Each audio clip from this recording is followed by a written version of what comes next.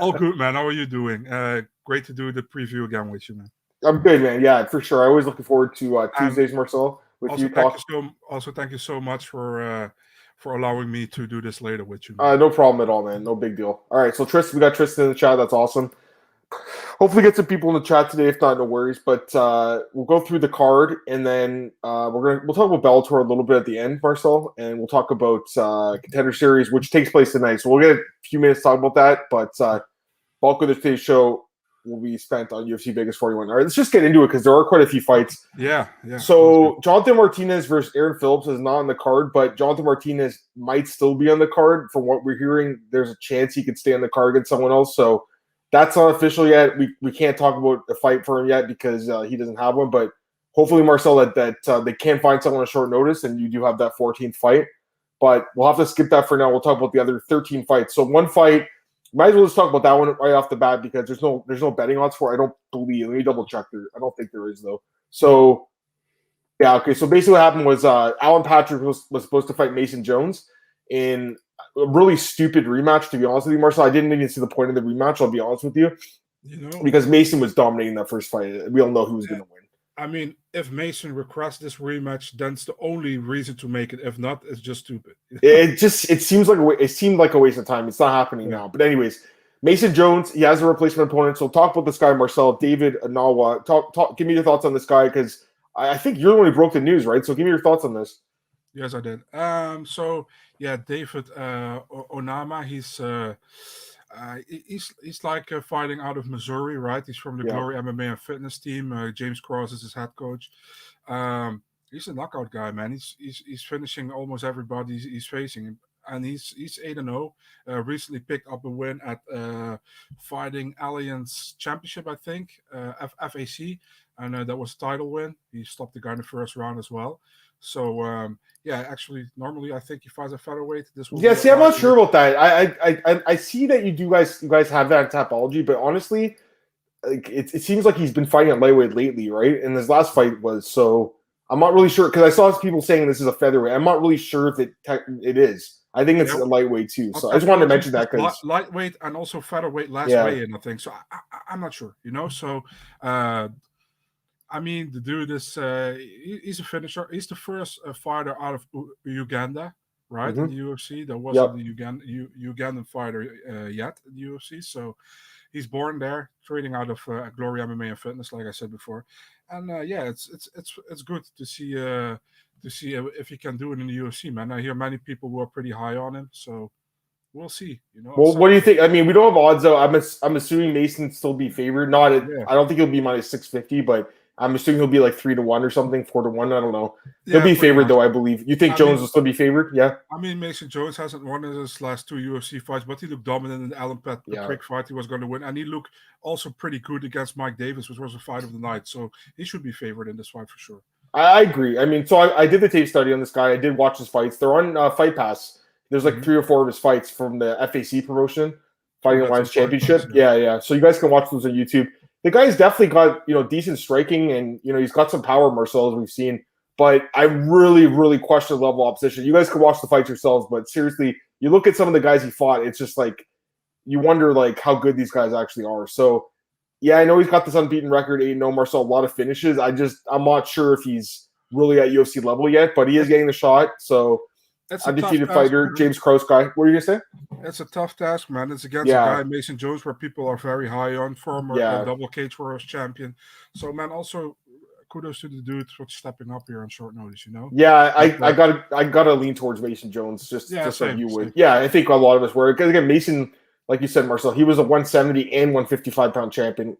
Cage Warriors had a super close fight with Mike Davis that he could have won, and then dominates Alan Patrick before the guy looks for a way out with the eye poke. So, I mean, this guy could easily be 2-0 in the UFC right now. He's good. He's a good prospect.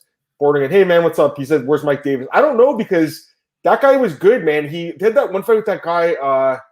What's the guy's name that he just destroyed? Thomas Gifford. Remember that guy? Like, that was one of the worst beatings I've ever seen in the UFC. I couldn't believe that guy was even alive at the end of the fight. I honestly hated that, man. I know. He got so much damage, and then I was like, please make it to this end of the fight. And then he got knocked out 10 seconds before the end. So the referee was Andrew Glenn. I don't even know who that guy is, to be honest. No, I don't want to know. I want to say he's a Florida guy. I want to say he's a Florida ref. Is he? Yeah, Florida ref. So he's terrible. I'm hearing he's a stepbrother of Chris Lee. That's funny. Chris Lee with that 30-27 Danny Roberts scorecard. What an idiot.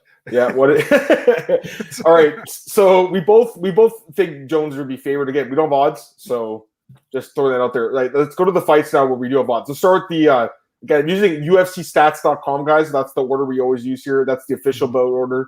So we're starting with the first fight here, Marcel. Again, Phillips, Martinez off. We got Liviana Souza versus Randa Marcos.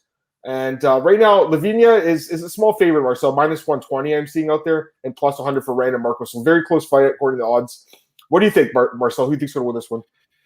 Yeah, so man, I mean, Randa Marcos on a 4-fight losing skid. Last fight, we actually had a pretty big discussion about that last fight of hers. You were in Luana's corner, and I was more in Randa's corner in that one. I mean, in the aftermath of the fight, and the UFC gave her another shot. I mean, but Livinia Souza she can be nasty, man. I mean, she isn't the girl I was expecting to be in the UFC. I actually expected her to be really good in the UFC, but she really hasn't found that yet, But I mean, Randa Marcos, I can't trust her at this moment, man. I think Randa, how do you say that in a nice way?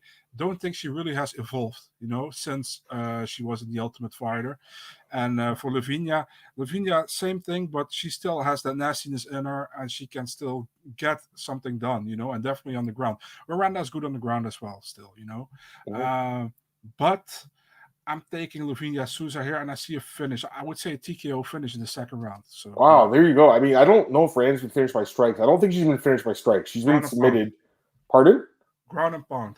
Yeah, I don't think she's ever been finished by any sort of knock. I don't think. That'd be crazy if it happened. I'll tell you that right now. I'm kind of seeing this fight going to decision personally with these two. I just feel like it's going to be a grappling match, and Branda is a good grappler, which is why I think she'll make it somewhat competitive. But honestly, I can't pick her, guys. I got to go with the Lavinia Souza, and I'm with this guy right here, the Deer Dancer. That's what I think too. I think Souza by decision too, man. So we're on the same page. And I saw that prop was like plus 200. I actually think that's pretty likely here. Personally, Marcel, we're both not picking Marcos, so we just kind of get to the method here. I think Marcos is somewhat durable and could make it the distance. But again, she did get finished a couple fights ago. Like Dern finishes a lot of people, Marcel, unless you're Marina Rodriguez. Yeah, I don't know, guys. I like Souza though. For me, it's a fade on Marcos. Marcel, she hasn't won forever, and I think like you said, she just really hasn't gotten that much better. I hate to say it because she is like technically, I guess, a Canadian fighter, but I got to call it like I see it. I'm just seeing a fighter that I got to be honest, guys. I'm shocked that she's getting another fight in the UFC. They obviously, that the way the fight ended with the DQ, I guess they thought was kind of funny. They're going to give her one more chance, and this is a last chance for her. If she loses, she gets cut. And quite frankly, I don't think she wins the fight. I got to go with Lavinia Souza here, guys, by decision. I just think she's probably the better grappler and probably the better striker at this point of the careers, and she'll probably grind it out. All right, let's go to the next fight here. Flyweight bout, Marcel. Jeff Delena against Daniel Lacerda. So Jeff Delena, another guy who's a James Krause fighter. And right now the odds for this one, Molina minus 170, plus 150 for Lacerda, who a guy, I don't think a lot of us know who he is. I got to be honest, I didn't even know who he was until I did see this fight and watch some of his footage. There's not a lot out there, though, guys. There's a little bit on YouTube. I didn't see a ton. I saw a couple videos. Not a ton out there. So for me, I'll just say it right now, Marcel, I'm a little surprised that, so many people are betting on Jeff Molina here, and the line is at minus 170 now. Or it opened at minus 170. I'm just surprised it's staying steady, I guess, because, there's not much known about Lacerda. So, like, Molina did look good in his UFC debut. Don't get me wrong. It's Archie Lang or whatever. But I'm not sure, Marcel. I don't know. Give me your thoughts on this one. I'll give you my pick. But give me your thoughts on this fight. Yeah, it's difficult to say, Like you said, Daniel Lacerda, I don't know a lot about him. I know he's the former Mr. Cage champion, which is a pretty decent promotion in Brazil, I know a lot more about Molina, like you as well, Glory MMA fitness guy. Yeah. Had a great UFC debut, I think, fight of the night against Aori Kilang, came in the Contender series, had an amazing fight there, super high paced. I really like Molina. The thing is, we don't know a lot about Lacerda, Yep. And to say like Molina's going to do it, I don't know. Yep. But my initial thoughts would be Molina, but Yep. it's difficult.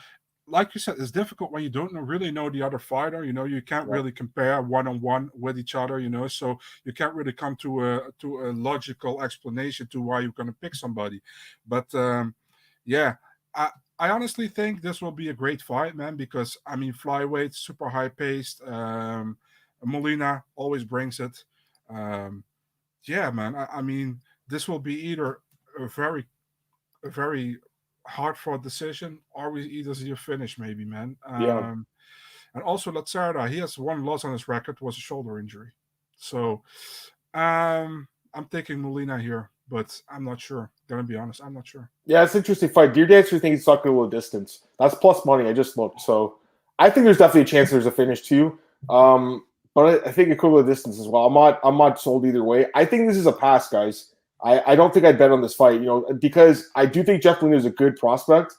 I was impressed by his debut. I was impressed by Contender Series. He does come from a good camp. It's just that we don't know a lot about Lacerda. And from what I've seen, he's decent, He's got submissions off his back. He's got some striking on the feet. Like, the guy he's decent, but I don't have enough knowledge about him to pick him here. So I'll have to pick Jeff Molina, Marcel.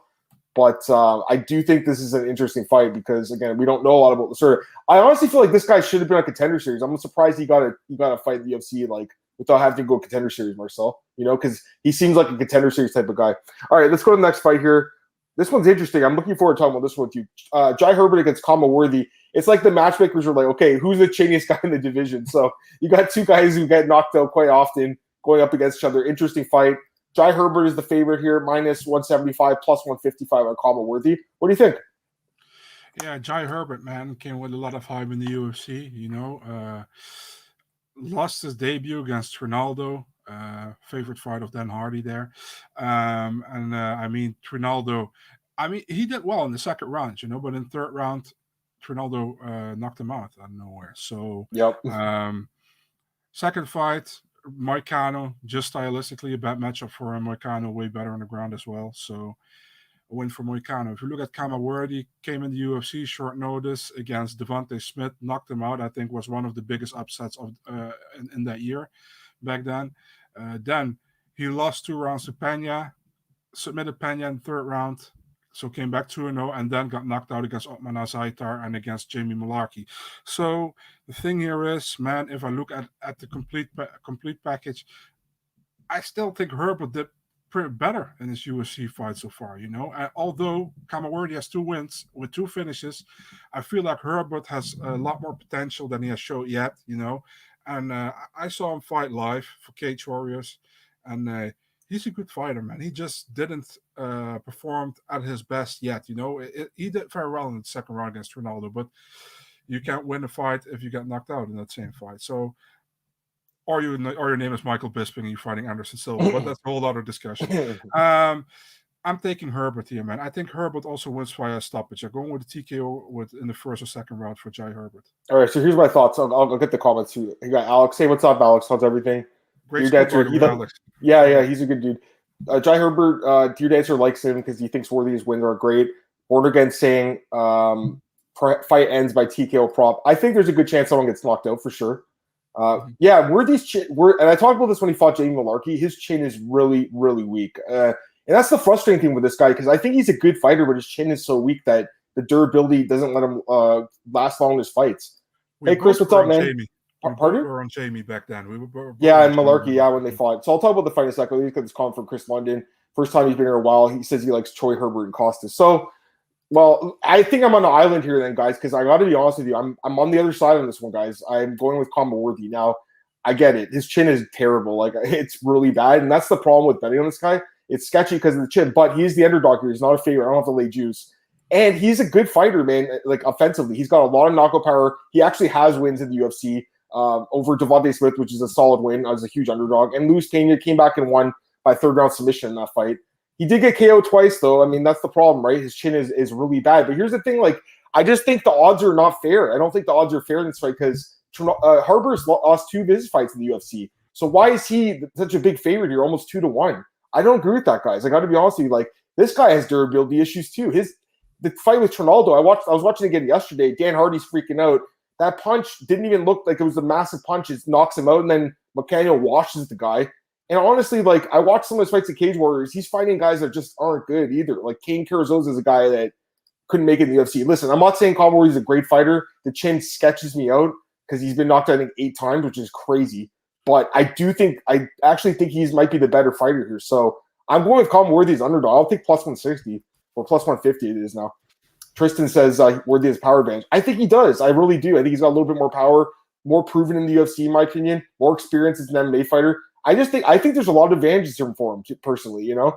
But obviously Herbert is a dangerous guy. He's got some power himself, and he is kind of due for a win too, because I think he's a better guy than a guy that wouldn't win a fight in the UFC. But they've been matching him up pretty tough. Let's be honest. Both guys have been matched up very tough. Like, you know, Marcel, we're talking about how bad this guy's chin is, but look at who he fought. I mean, Ottman has hard knocks on a lot of guys, and Malarkey does have sneaky knockout power. So, like, it's not as bad as it looks or as it seems, kind of. Trust me, I'm not saying the guy's chin is good. It's not. I'm going to be nervous when I do bet on this guy, but I got to take the plus money, guys. I have to do it. Worthy by knockout is plus 400. That's something I did look at as well. I do think there's a good chance that could hit because Herbert's chin to be super not great. But again, you know, it's MMA, and if this fight goes to the ground, I do think Worthy maybe has the advantage with the submissions too. So I wouldn't be totally shocked if we submitted him. Anyways, Marcel, obviously I'm on the opposite side than a lot of you guys, which is going to happen sometimes. But from what I see, Worthy is the more complete MMA fighter and the more proven guy. So I'll take him at plus money. All right, let's go to the next fight here. I think we talked about this one like a few weeks ago, but if we didn't, we'll talk about it again. Laureano Staropoli against Jamie Pickett.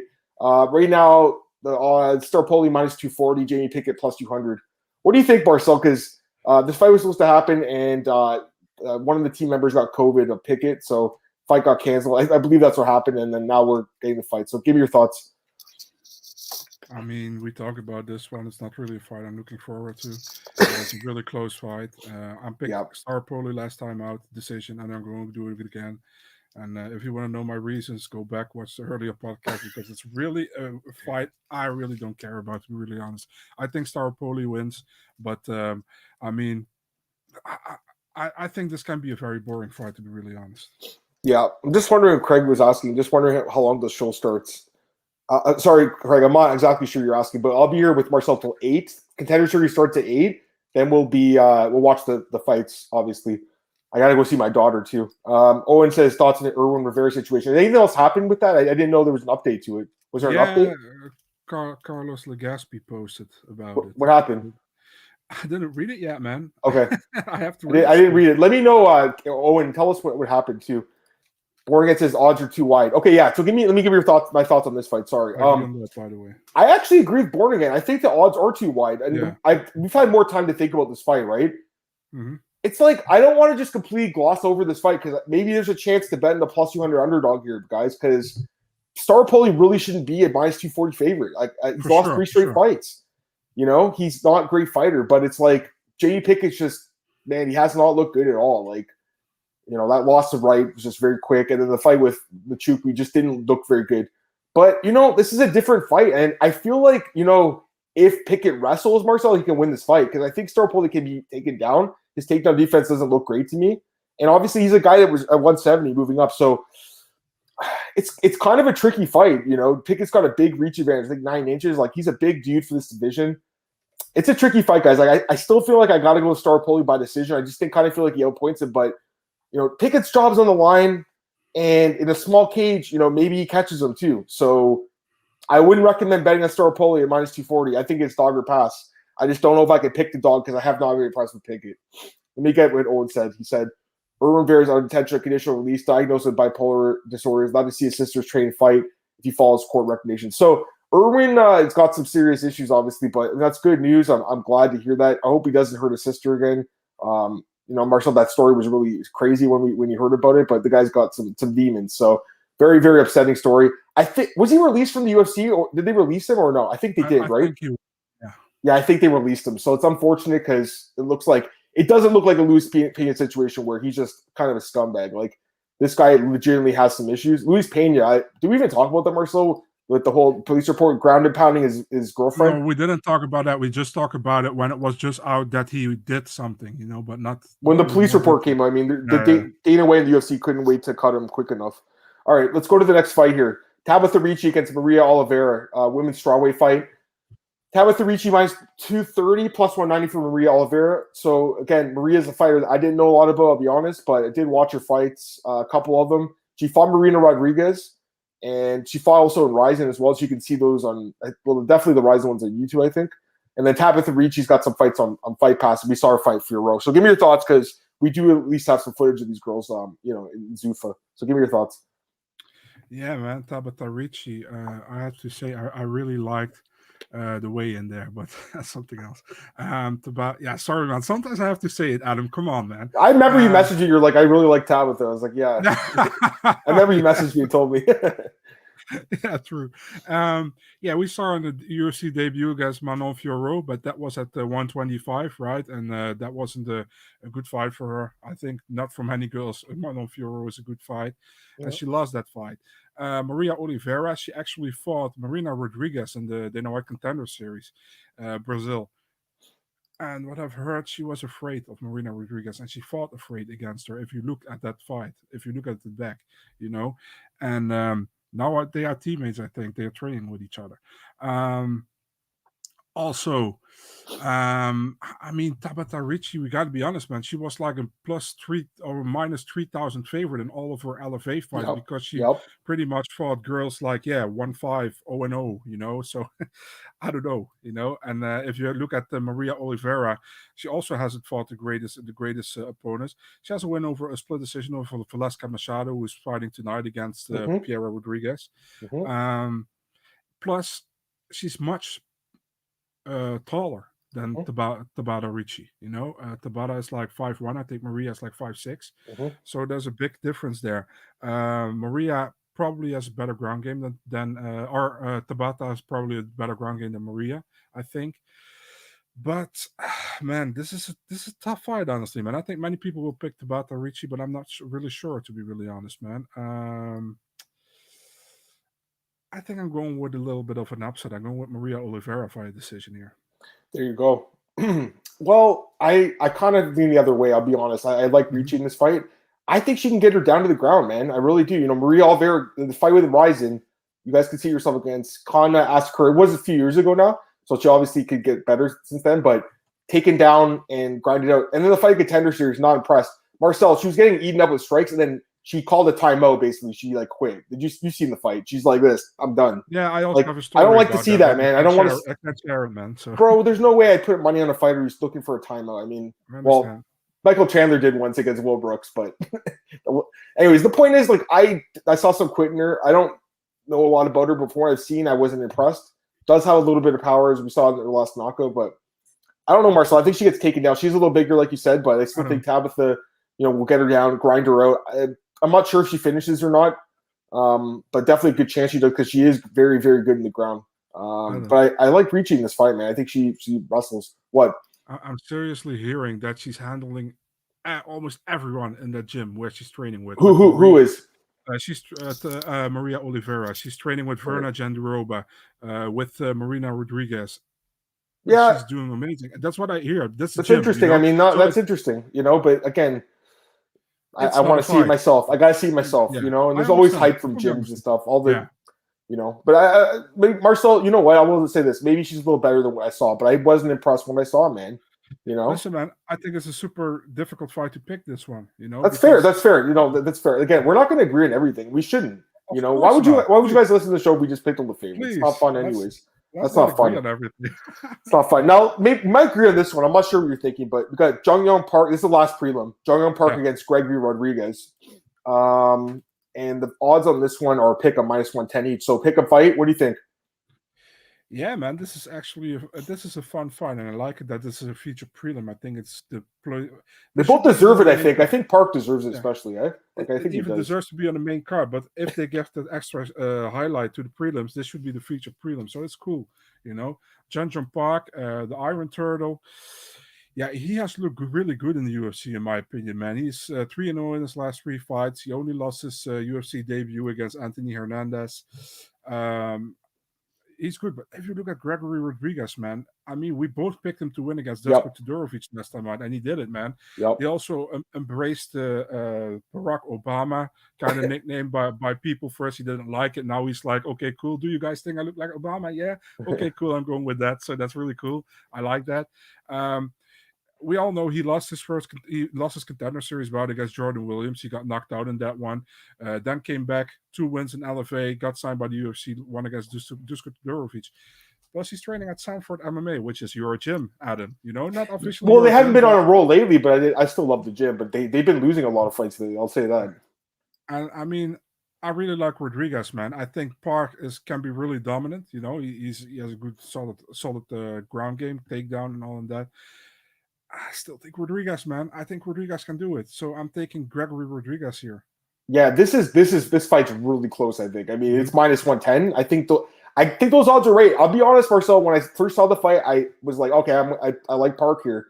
But watching the fights back a little bit and looking into the fight a bit more, it's like this is an interesting matchup because Gregory Rodriguez is, first off, he's 6'3" at 185, so same height as me, Marcel, but weighs a lot less. And I'm surprised he makes 185. You know, he's a huge guy. And his wrestling looked pretty good against Dusko. You know, it looked better than I thought. So that's why I was leaning Park, because I'm like, oh, he's got the wrestling, because we saw it against John Phillips. We saw it against Tafon too. But, you know, if he can't get those takedowns, it's going to take place in the feet. And Gregory does have the longer reach. He's the bigger guy. So this is a tough fight to call, man. Honestly, I think I still am going to lean towards Park. I'll go with my initial gut instinct, which was Park. They win a decision here, but you know, this is an interesting fight. And like I said, the more I looked into it, the more I was like thinking Rodriguez can pull it off. So very, very, very competitive fight, Marcel. I think the odds are bang on. It's probably the hardest fight to call in the card. Yeah. But I will go with, as of right now, I'll go with Jonghyun Park to win a decision. That's what I'm thinking. But Rodriguez, this is one that I got to see the weigh-in. I want to see how big he is. He is a big dude. Tristan, I agree. He's huge at middleweight. Also, Owen's asking, how did JJ get her blue belt? Is he talking about Joanna? I'm not sure. I mean, when have we ever even seen her use her ground game? I mean, I'm sure she rolls. I'm sure she does. They all have to roll. All UFC fighters will roll. They have to know jiu-jitsu, man. It's at least some basics, you know? All right, main card time, Marcel. Let's start off with Nick Negumereanu against Ike Villanueva. This fight, I don't think should be opening the main card, but I guess the UFC feels like someone's going to get knocked out. Minus 220 for Nikolai, plus 180 for Ike. What do you think? I mean, why is this opening the main card? No one knows. And there was supposed to be the co-main event first. They shifted it. So Nick Negumereanu got the win in this last fight against Alexa Kamur. His debut against Saparbek Safarov, that was like a dirty fight. Safarov made so many dirty moves in that fight, and he lost that fight. If you look at Villanueva, he fought four times in the UFC. His only win came against Vinicius Moreira, which is arguably one of the worst guys who was ever in the UFC if it comes to outcomes. Like, I think 4 stoppage losses, 3 in the first round. I mean, I can pick Villanueva, man. I really like him. I think he has knockout power, but that's it, you know. And I think Nick Negumereanu is a much more complete fighter. And I think if he doesn't stop Villanueva, he will definitely win the decision here. So either a stoppage or a decision win for Nikolai Negumereanu here. Yeah, I kind of feel the same way. Like, Ike is just, I feel like he's a very, very difficult guy to back right now. I mean, he's looked pretty bad in the UFC. 3 losses. He does have the 1 win, but again, over a very chinny guy who's not very good. Nikolai, just the 2 fights. But I did bet on him against Alexa Kamur. He was plus 200. Yeah, that was a good pick. That was a good upset pick. Now the problem is he's minus 200 now, so the value's gone on this guy. You know what I mean, Marcel? Plus 200, great value. I don't want to lay minus 200 in this guy because I look at there's one stat that really is standing out to like a sore eye.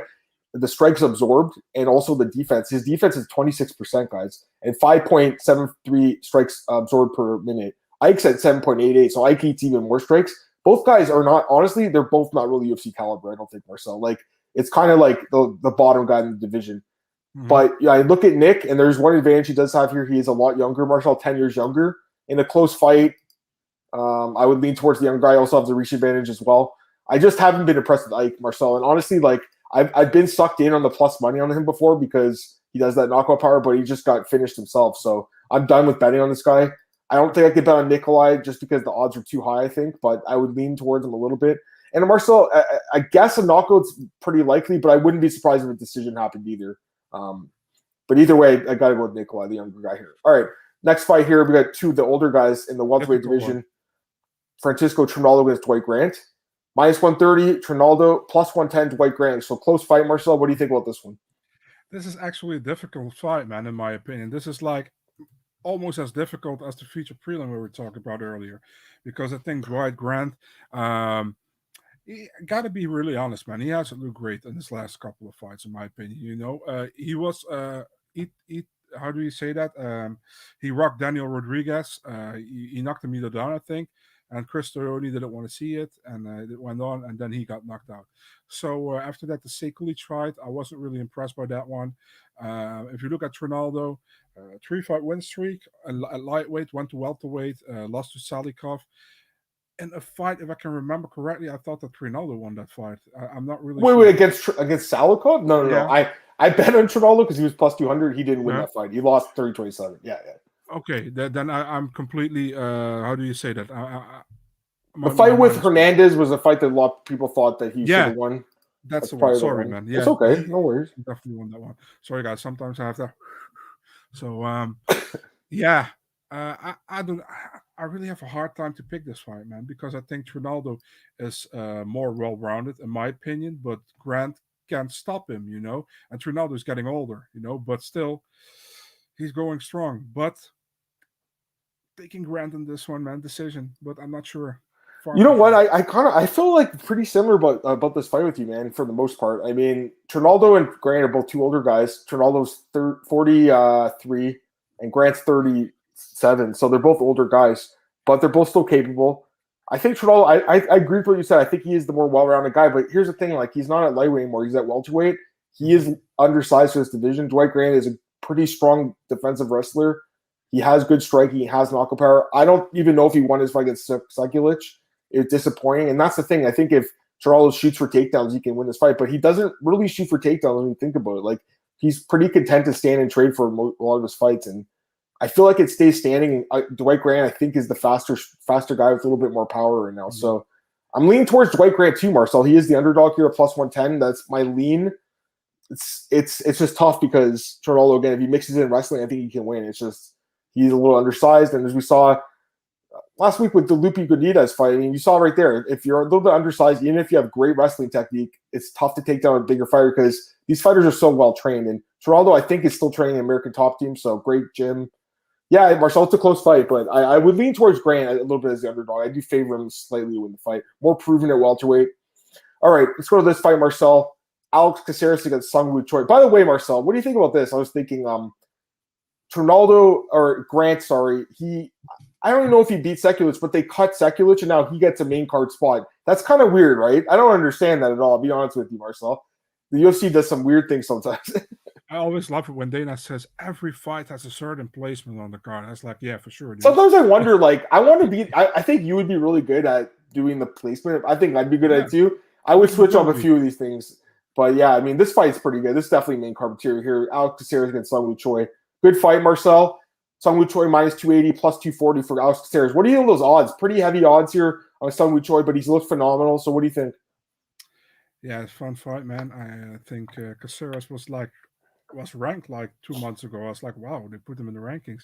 He's not in it anymore now. Really? I didn't even notice that. Wow. Yeah, at 15, but they took him out after Topuria won his fight. So Topuria was now there. Yeah. Caceres on a 4-fight win streak, after the Kron Gracie lost by a submission, he has won 4 straight. And he has looked pretty decent in my opinion, Caceres, he wants to get the fight to the ground pretty much.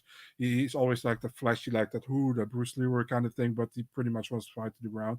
If you look at Choi, man, I really like what I saw from Choi, so far.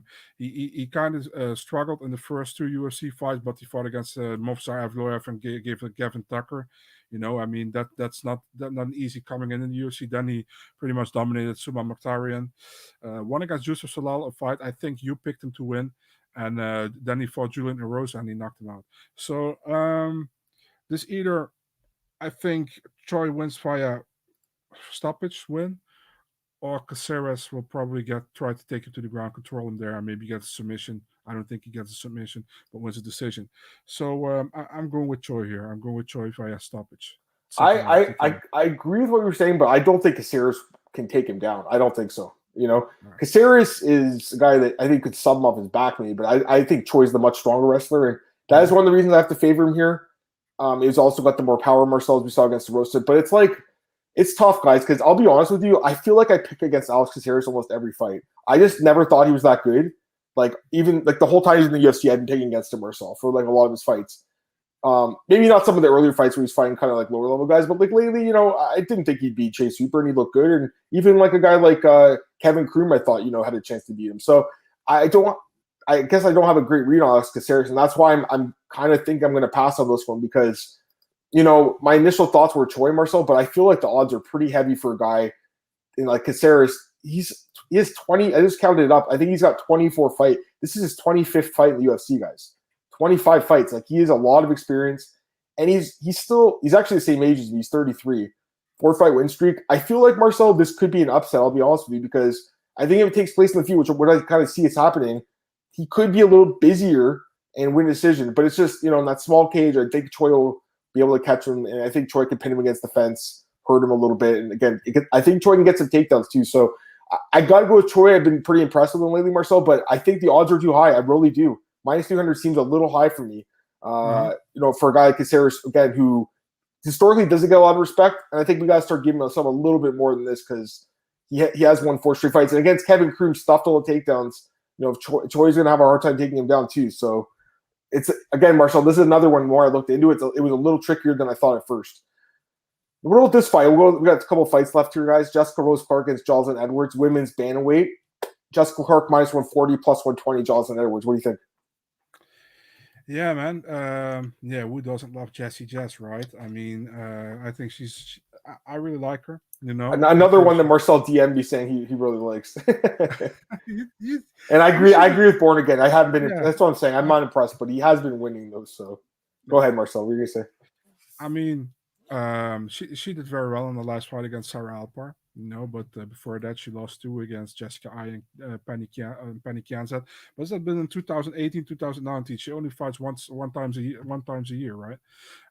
What's up with that? Why does she fight so infrequently? I was wondering that. Do you know? Maybe injury related, I would say. Right, I have no idea. If you look at Jocelyn Edwards, man, she came also on short notice in the UFC. Had a good win against Wu Yanan. I picked her there. Yeah, you did. Yep. And after that, lost to Cara Rosa, which can happen. I mean, it's not like that's a bad loss to have on your record. But she also has a loss against Sarah Alpar and LFA. That's a bad loss, I'd say at this point. Yeah. Yeah, Jessie defeated her stoppage 3rd round. So I still think this is a much closer fight than many people think. I think many people will pick Jessica Rose Clark in this fight blindly, but I don't take her blindly in this one. I think Edwards can do work, but I think at the end, I feel like there's going to be a decision here, but I think Jessica Rose Clark might do enough to get the win here. So I would pick Clark here, but it's a much closer fight than many people probably expect. Yeah, and I agree with Tristan too. He says it's not great. 3rd fight last on the card. I kind of agree with that too. It's more like a prelim fight. But anyways, I like Edwards is a good striker, but she's got to keep this fight standing. And it's not just striking; it's MMA. And I feel like Clark, she really mixed it up. They both fought Alper, so you do have a common opponent, and you just watch the way they fought each other, right? Like Jessica Rose Clark looked really good in that fight last year. I remember being really impressed by her performance. Like she got the finish late in the fight. Marcel, she was constantly putting the pressure on. Like I thought it was the best version of her that we've seen. So, I believe she switched training camps on Marcel. And she has I think that's what I've heard. So, I think we could see some more evolution from her. I think I've seen Edwards get taken down enough to believe that she can get taken down here by Clark. So, if Clark stays on the feet, she's going to be in trouble, I think, in open space because I think Edwards is the better striker. So, if the fight takes place in the feet, Marcel, for the most part, she'll probably lose the decision. But if I think she's going to fight smart, like I think she will, she'll use her takedowns and grind out a decision, Marcel. So, that's what I'm thinking is going to happen here. Clark by decision. What do you guys think about that? Throw it in the chat. Let me know what you guys think. Clark by decision. What's the odds on that? Plus 125. Yeah, so I guess the books are thinking that's what's going to happen too. And I feel like there's a good chance of that happening, Marcel. I will say this. I'm pretty sure this fight goes a distance. I'll say that to you, Marcel. Yeah. I feel like there's a good chance. Okay. Co-main event, Grant Dawson versus Ricky Glenn, excuse me. Gotta get that right. Ricky Glenn. It's not Rick Glenn anymore. It's Ricky Glenn. Best fight odds. You gotta fix that. Anyways, minus 350 for Grant Dawson, plus 280 for Ricky Glenn. So, man, I mean, pretty heavy odds here. Dawson's been really looking amazing. Glenn had a great win. Give me your thoughts on this fight, Marcel. Interesting fight at lightweight. Yeah, I mean, Grant Dawson, he was supposed to fight Diego Ferreira, right, on this card. And, I mean, if he wins this fight, he should get somebody in the top 15, man, because it's just taking he deserves it. You know, he got some solid wins on his record with Mike Trezano, Leonardo Santos last time out, man. He finished him right before the end of the that was amazing. Yeah. Incredible. Some nasty hammer fist, right? Remember when he was like he was bouncing off the canvas, you know, his head. So yeah, good win for Dawson there, and he's looked good in the UFC. You know, very solid guy. I think he only had some trouble against Derek Miller in the first round, but he came back and he won the fight in the second round. If you look at Ricky Glenn, he didn't fall for 3 years, then came back against Joaquin Silva, knocked him out early in the first round. And Glenn, I think Glenn is a good fighter, you know, but I see more upside in Grant Dawson here, man. I think Dawson is one of the brightest prospects in the lightweight division and one of the best prospects of Glory MMA and Fitness. And I see him winning this fight, man. I think it will be tough. With Ricky Glenn is an easy guy to finish, so I will go with a decision. But Dawson will win this fight, man, and he should get a top 15 after that. I think I still got to go with Dawson. You know, so I will say this. Gotta give a shout out to our boy Cole Shelton. He interviewed both guys over at bjpen.com. So you could watch the video interview, both great interviews. Watch the interview with Grant Dawson. This guy is extremely bright, and he's like us. He's a nerd of the fight game. Like, he watches tape, he studies film, he studies the stats too. He's a nerd like us guys. So it's awesome. Like, love the guy, and I loved him as a fighter. So now knowing that he's such into the sport, like in the analytical level, I love him even more. So big fan of the guy. I'm also a big fan of Rick Glenn. Always liked Rick Glenn, Marcel. Very tough dude, super durable, very, very good fighter, as well as we saw in the last fight against Joaquin Silva with that knockout. Marcel kind of came out of nowhere. I got to be honest with you. Also, I'm surprised he didn't win a bonus for that. He should have. It was such a great knockout. You know, Ricky Glenn is super experienced, Marcel. I think this is one of the hardest fights I think Grant Dawson's ever had. I really do. Ricky Glenn's hard to put away. But ultimately, Marcel, I believe in this Grant Dawson guy. I think he is a great young fighter, and I got to pick him here, you know. I think it's going to be tough, though. I don't know if he finishes Ricky Glenn like you, Marcel. I think it's possible. I believe, was it Lance Palmer, I think, finished Ricky Glenn, I want to say, or back when he was Rick Glenn, by submission. Let me double check that. Yeah, Lance Palmer being by submission. So that's the only time he's ever been finished. It's possible that, you know, Dawson could finish him too, but he is super durable. But I will say this, you know, Marcel, like in that small cage, it is MMA, guys, and the odds are pretty heavy here. You know, Ricky Glenn lands a big punch. You never know. You never know. So I wish the odds were a little bit lower, Marcel, but I still got to go with Grant Dawson. I understand it. People are all on the hype train. I think it's well-deserved. I mean, the guys looked amazing. It's just Ricky Glenn's one of those guys that I think people kind of overlook a little bit, Marcel. And I don't know, there's something telling me that he might be more competitive than we think, you know? All right, let's go to the main event, guys. Marvin Vettori against Paulo Costa. Marvin Vettori minus 150, Paulo Costa plus 130. Give me your thoughts on this fight, Marcel, the main event. Yeah, man. Paulo Costa against Marvin Vettori. It's going to be some craziness if they have some interviews next to each other, you know. What do we going to see? Do we see the Paulo Costa we know, or do we going to see the Paulo Costa who would drink some wine? Which he said himself.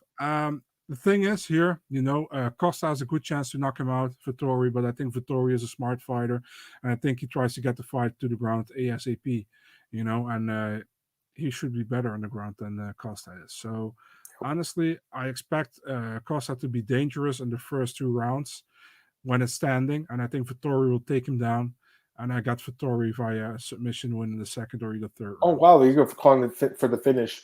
Yeah, I think that's possible. Okay, so I think it's a good fight for sure. Costa is going to be dangerous in that first round, obviously, Marcel. But the thing is, Vettori's never really been like hurt necessarily. You know, like he's never really been. I don't think he's been dropped. He seems like he has a good chin. If Costa's going to win, I think he needs to do it in the first 5 minutes. And I think here's the thing that I've noticed with Vettori. Like, You know, Marcel, since the last time Costa's fought, he's fought 3 5-round fights. Like, he's had 75 minutes of experience in the octagon. That's fucking a lot of experience. Like, a lot of guys don't even, like, they may fight 5 fights in their career and not even get that much time in the octagon. So I think he's learned a lot, even in these losses. He's only 28 years old, too. He's super young still, Marcel. You know, Marcel? Mm-hmm. So I think I like Vettori here. You know, I think he wins, Marcel. I think he's going to use his grappling. Like you said, I have the same exact read in the fight that you do. I think he uses his grappling, but I'm thinking, you know, might go a little bit later. It could be a decision. But I think a submission call is definitely interesting as well. He did finish Carl Robertson. That's the only finish. Actually, finished Alberto Huda as well. But that, you know, generally he's more of a decision guy. So I would think that. But Costa, you know, cardio definitely questionable. I think after that first couple of rounds. So, you know, Marcel, I was watching the Romero fight. It was a great fight, but you know, Costa did slow down in that third round. Romero took him down, and honestly, Romero has not looked that good. And I'm wondering now. I hate to say Costa's like overrated, but really, why is he ranked number 2, Marcel? Because he has a win over Romero, who's like not even in the UFC anymore, and Uriah Hall, who's ranked like 10th. I hate to say it, guys, but he's a little bit overrated when you think about it. He's kind of technical, like it's based on the definition of what it is. Like his best win is the guy that's not in the UFC anymore. Whereas Vettori, I guess his best win. Well, Jack Hermanson's a solid win, so is Holland. That's a really good win. Yeah. Hermanson's like that win to me is more relevant at this point. So yeah, Marcel, I'm with you. I like Costa. I like Vettori over Costa. What are you gonna say? Hermanson is also pretty much a grappler all the time. That's what I'm saying. So I feel like Vettori can just, you know, if Costa's landing, he can tie him up against the fence, tire him out, get his arms tired. Like that's a lot of experience, guys. 75 minutes, like in the last 12 months, Marcel, plus this fight. He might get 100 minutes of octagon experience in a year. That's insane. He's only 28. You know, Costa's only 30. He's super young. I don't know, Marcel. He's definitely a knockout artist. He's got great power. I don't want to overlook him though, you know, Marcel, because it is MMA. It's a small cage. Who knows if he lands a big punch? It's just that with Vettori never being dropped before, never being hurt, I got to go with the guy who's proven he's durable. I got to go with Marvin Vettori. Better wrestler, not a lot of advantage, better cardio, Marcel as well. And like you guys talked about here, very good mindset, very disciplined. You know, after he lost it, I think he said he didn't even have a shower. He just went for a run. Like he was that pissed off. He just went for a long run. Like it's crazy. He's a crazy guy, right? But you know what? I like Vettori. He's grown on me as a fighter. I do want to say this though. He said he's going to call up Paul Felder this week. I don't know what Paul Felder said. I'm not sure why he's so upset about it, but it's kind of weird to me. It's a stupid feud. I'm tired of these fighters feuding with analysts. I mean, in Paul's case, he's a fighter, but it's not like these guys are going to fight. Boring. It says Rick Glenn's he's been finished, but Ricky Glenn's never been hurt. It's true. Vettori's never been dropped. I know he's got a great chin. So yeah, I got to go with Vettori here, guys. I'm with you. All right, we got a few minutes left. We'll just quickly talk about Bellator and Contender Series. Let's do Bellator really fast, Marcel. I just really want to get your thoughts on the main event between Fedor Emelianenko and Tim Johnson. So the odds open with Tim Johnson, guys, is the favorite minus 150, and right now it's bet down to a pick 'em, so it's minus 110 each. I know Fedor's 45. I don't like betting on these older guys. I think Fedor wins this fight. I think he's going to knock Tim Johnson out. I really do. And he's basically even money. So I think, you know, Marcel, there's some value there. What do you think, Marcel? Fedor. I can't pick against Fedor, man. I hate to pick against Fedor. You know, You're doing it? You're picking Tim Johnson? No, I'm not going to do it because, you know, it's actually funny. You know, Tim Johnson recently fought for the interim heavyweight title. Yeah. So if Fedor wins this fight, he pretty much defeated the guy who recently fought for the interim heavyweight title, you know, against one of his guys. It's Moldavsky, right? It's one of his guys. So also Moldavsky knows how it feels to fight Tim Johnson. You know, he's been 5 rounds with him. So Fedor can, maybe they can emulate, or how do you say that, the style, you know, I don't know. Yeah. So, I'm picking Fedor as well here. I'm taking also a finish. And Fedor handpicked Tim Johnson, apparently. Yeah. Like he's like, I want to fight. That's the fight I want. I'm not 100% sure if this is going to be his final fight. He's announced his retirement many times. I remember he retired the first time or so when he fought Pedro Rizzo. That was almost 10 years ago, and they retired, came back.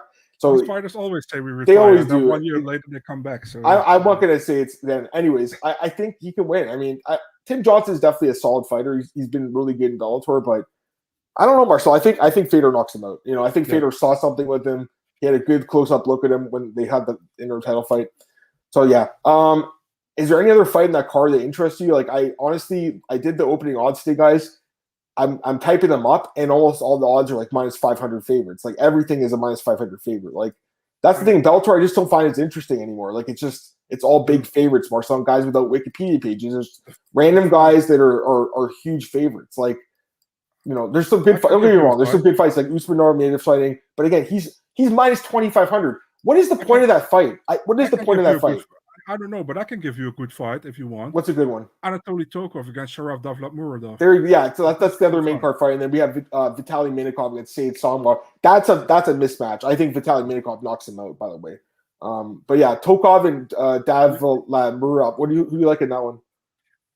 Oh, I like Tokov, man. I think Tokov should fight for the title after Austin Vandervoort. I want to say something fun, man. Said Soma. I didn't know he could speak Dutch. He can speak Dutch, I was like, I saw an interview on the Suriname TV station. So he was a former swimmer for Suriname or whatever, and he can speak Dutch. I was like, wow, I didn't even know that. So that's funny. Marcel, I got to go with Vitaly Minakov in that fight, though. Me too. For sure. He hasn't fought in 2 years. That's the one thing, right? But man, he's a good fighter, guys. Like, Vitaly's a good fighter. What's the odds on him? I just missed it. One sec. Minakov is a big favorite. I know that. Minus 300. That's not bad. I think he wins that fight. Also, the loss against Congo was kind of questionable. Yeah, it was close. That was the only career loss he's had. All right. And he has a win over Juan Espino. That's a good win too, eh? Let's do Contender Series really quick, Marcel. We'll get out of here. So the card's starting in literally 5 minutes, guys. So you guys are going to get our last thoughts. Let's just go through it quickly, Marcel. James Barnes opening up the card, the 39-year-old prospect against Pedro Falcao.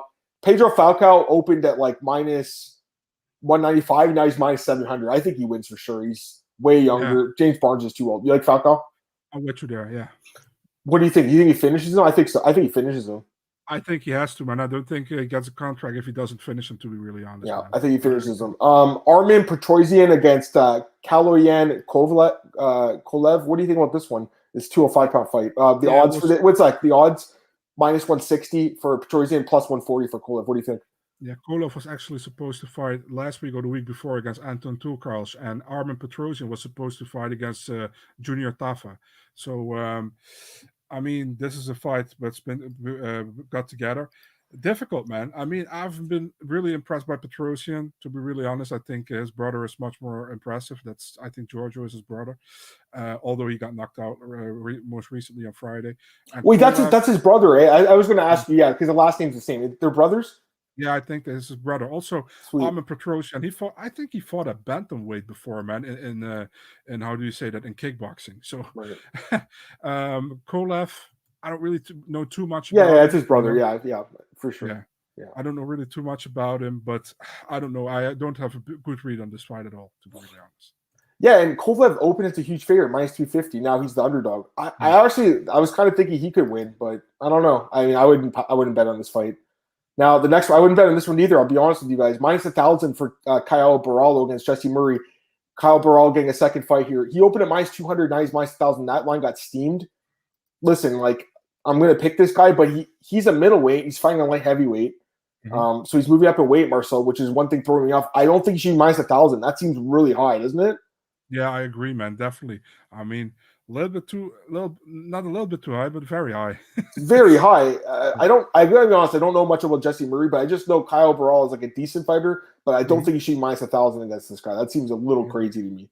So I still take him to win, by the way, but I'll take him to win decision. I know as much as we said that, but I just wouldn't lay. There's no point even parlaying that, in my opinion, at minus 1,000. Like I wouldn't even. That's like kind of risky. All right, Velasco Machado, you mentioned it earlier against Pierre Rodriguez. Odds for this one: Rodriguez big favorite, minus 430, plus 345. Machado, what do you think, Rodriguez?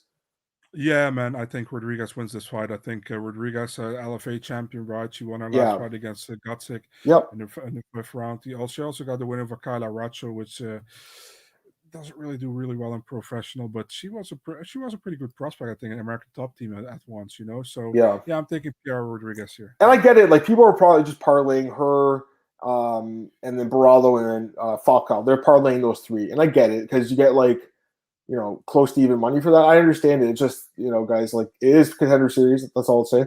I'm going to take Rodriguez too, Marcel. And then Solomon Renfro with Johnny Parsons. Last fight, we'll get out of here.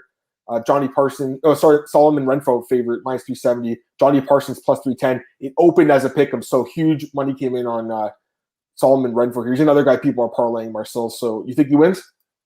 I think he wins. I think that the line is a little bit too high, in my opinion. I think it's a lot closer, but I would pick Solomon Renfro. And dude is also character. You know, if you saw his interviews after, I think, CFFC about those, how do you say that pot kind of thing? I don't know the exact name. He's talking about on the streets that were bad for his car, that his car got damaged about it and stuff. You guys gotta look it up. It's really funny. I think this is, by the way, this is a fun fight. This is just, deservedly be the main event on this card. So I'm taking Renfro, but it's a close fight. I think. I don't think it's the odds are good here. Yeah, I like this guy Parsons. He's got the mullet Marcel going on, and he seems like a funny guy. I gotta be honest, like when I was looking at it earlier on in the week, I liked Renfro, and he was like a lot lower of odds. Now he's a huge favorite, so I don't love it now, but I mean he should win. All right, I think that's going to be it. Borgen says he's betting on Tim, but rooting for Fedor. I think Fedor wins. I like him at that price. You know, Marcel, again, he handpicked him. There's no reason. It's not like he picked a prospect, you know, where he thinks, okay, there's, you know, something like a benefit for you. He just thinks he can win this fight. All right, let's plug our stuff, Marcel. Let's get out of here. Contenders is about to start. Let's plug our stuff. Yeah, for sure, man. First of all, Adam, thank you so much for doing this later. Really appreciate it. And you can find me, Big Marcel24, Twitter, Instagram, and MMADNA.nl, Twitter, Instagram, YouTube, and Facebook, and have lots of fun watching the Contender series, guys. On Twitter at Madam Martin Podcasts. It's on MMAOddsBreaker.com, iTunes, Spotify. It's on YouTube, all those places. BJPen.com, MiamiNews.com, the All-Star, and Elite Fantasy, Elite Sports Betting, and Bookies.com. A lot of places, guys. So we'll be back with Marcel Monday at 4 p.m. Eastern next week for the recap show. Have a great weekend, guys. Good luck with your bets. Hopefully no fights fall off the card. Have a great one, guys. Peace.